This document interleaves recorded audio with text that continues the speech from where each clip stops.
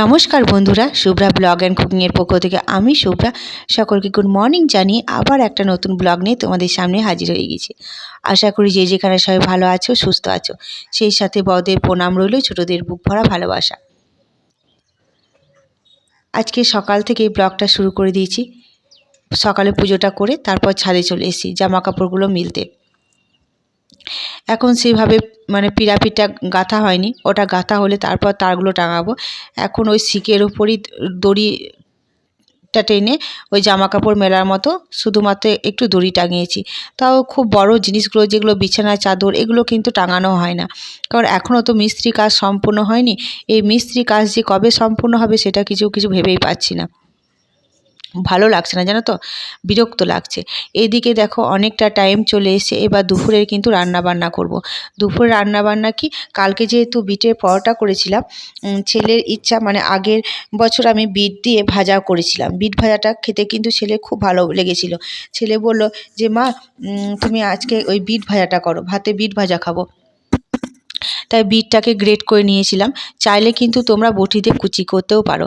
একটু সর্ষে তেল দেব, সর্ষে তেল, আর সর্ষে তেলটা একটু গরম হয়ে গেলে পরে পাঁচফোড়ন দেবো। পাঁচফোড়ন দিয়ে, পাঁচফোড়ন বা সম্বরা যে যেটা বলে সেটা দিয়ে ভালোভাবে একটু গন্ধ ছাড়বে, তখন এই বিটগুলো যেগুলো করা ছিল সেটা দিয়ে দেবো।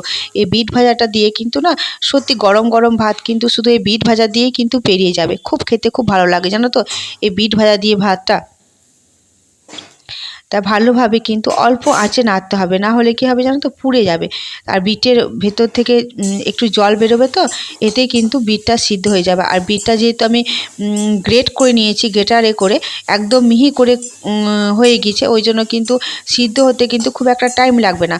আর যদি বটি দিয়েও কুচি করা যায়, কিন্তু বটি দিয়ে কুচি করলে একটু মোটা হয়, তো অত সরু হয় না, একটু সময় লাগে। তারপর একটু হলুদ দিলাম, তারপর একটু লঙ্কা গুঁড়ো দেবো, একটু বেশ ঝাল ঝাল হবে খেতে। আর পরিমাণ মতো লবণ দিয়ে দেবো। তোমরা চাইলে কিন্তু একটু মিষ্টিও দিতে পারো, চিনিও দিতে পারো, কিন্তু আমি চিনি দেব না, যেহেতু বিটের মধ্যে একটু মিষ্টি ভাব আছে, আর সেই জন্য আমি কিন্তু দেব না। তারপর ঢাকা দিয়ে দেব।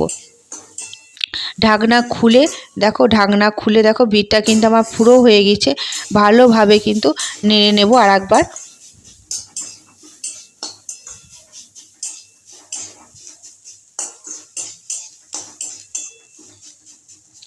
নেড়ে নিয়ে না এই মাঝখানটাকে ফাঁকা করে দেব। ফাঁকা করে একটু সর্ষের তেল দেব। এই দেখছো এই সাইডটাতে, এটা তুলে নিয়েও আলাদা করে সর্ষের তেল দেওয়া যায়, কিন্তু আমি দেখলাম এটাতে হয়ে যাবে, আবার তুলবো, তো একটু সর্ষের তেল দিয়ে ওর ওপর পোস্ত দিয়ে দিলাম। পোস্তর দানা বেশ, যখন মুখে খাবে না তখন পোস্তর দানাটা বেশ মুখে ঠিকবে, ভালো লাগে। অনেকে সাদা তিল দেয়, কিন্তু আমার সাদা তিলটা ছিল না বলে আমি পোস্তটাই শুধু দিলাম। অনেকে পোস্ত সাদা তিল দেয়, কিন্তু খেতে অসম্ভব ভালো লাগে। তোমরা চাইলে কিন্তু এখানে লঙ্কা কুচিও অ্যাড করতে পারো, লঙ্কা কুচিও দিতে পারো, কিন্তু যেহেতু আমি লঙ্কা গুঁড়ো দিয়েছি সেহেতু অনেকটাই ঝাল হয়ে যাবে, আর ছেলে খাবে, ওই জন্য আমি আর দিলাম না। দেখো এই বিট ভাজাটা হয়ে গেছে, খেতে কিন্তু সত্যি দারুণ লাগে, তোমরা বাড়িতে ট্রাই করে দেখবে। তারপর দুপুরে রান্না বান্না হওয়ার পর কিন্তু এই যে বাসনগুলো ধুয়ে নেব।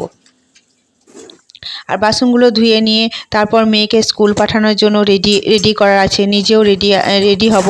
তারপর কিন্তু মেয়েকে স্কুল পাঠাবো। মেয়েকে স্কুল থেকে নিয়ে এসেছি অনেকক্ষণ, এখন কিন্তু প্রায় সন্ধ্যের টাইম। বানাচ্ছি লাচ্ছা পরোটা।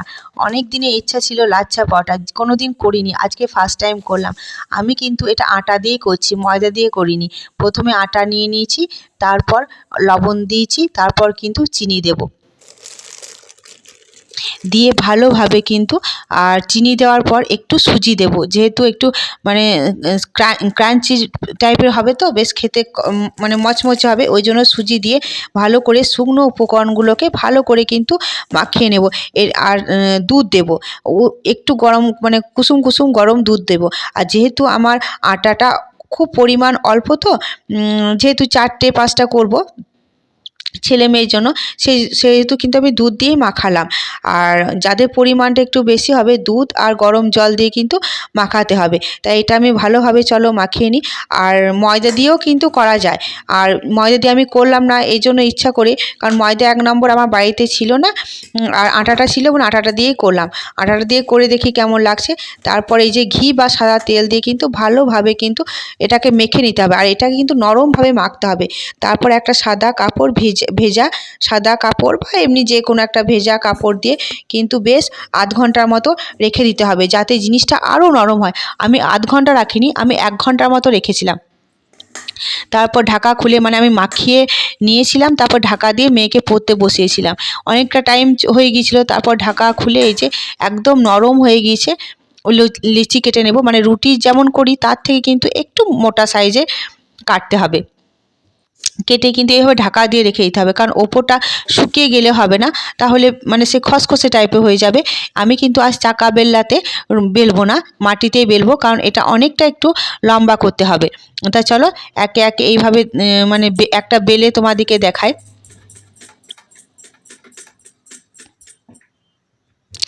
মাটিতে বেলছি তো, কোনো দিন এইভাবে বেলিনি, তো একটু অস্বস্তি হচ্ছে। চাকা বেল্লায় বেলি, কিন্তু চাকা বেল্লা থেকে রুটিটা অনেকটাই বড় করতে হবে। যতটা পারো মানে অনেকটাই বড় করতে হবে, কারণ রুটির থেকে লইটা একটু মোটা আছে।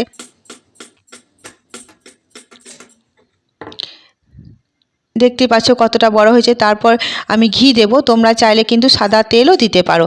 এটা মাখিয়ে নেব, গোটাটা মাখিয়ে নেব। তারপর ওপর থেকে আমি একটু ময়দা, মানে আটার গুঁড়ো বা ময়দা গুঁড়ো ছড়িয়ে নেব। তারপর এইভাবে কিন্তু ভাঁজ করে নেব। ভাঁজ করেও নেওয়া যায়, আবার কিন্তু ছুরি দিয়ে কেটেও করা যায়। আমি ভাঁজ করে নেব, কারণ ভাঁজ করে আমার সুবিধা হয়। তা দেখো এইভাবে ভাঁজ করে নিয়েছি। তারপর এই যে এইভাবে কিন্তু গোল গোল করে নেব।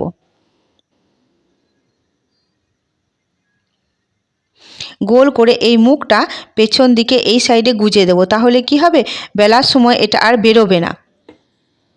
এবার কিন্তু এটা এইভাবে কিন্তু বেলে নেব।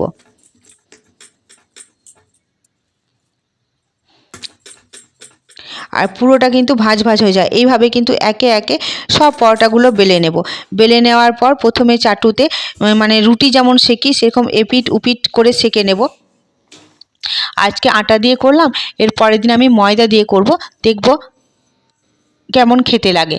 তা প্রথমে এপিঠ উপিঠ ভালোভাবে কিন্তু রুটি যেমন সেঁকি সেরকম সেঁকে নেব। তোমরা দেখতেই পাচ্ছ একদম ভাঁজ ভাঁজ হয়ে গিয়েছে। এরপর আমি ঘি দেব। আমি ঘিটাই ধরো বেশি ভালোবাসি বলে আমি ঘিটা দিই। তোমরা সাদা তেলও দিতে পারো।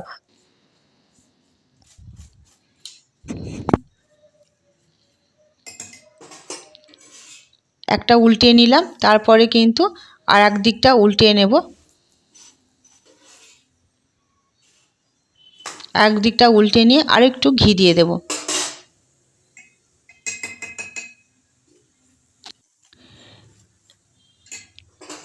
এইভাবে কিন্তু দুপিঠ ভালোভাবে কিন্তু সেঁকে নেব।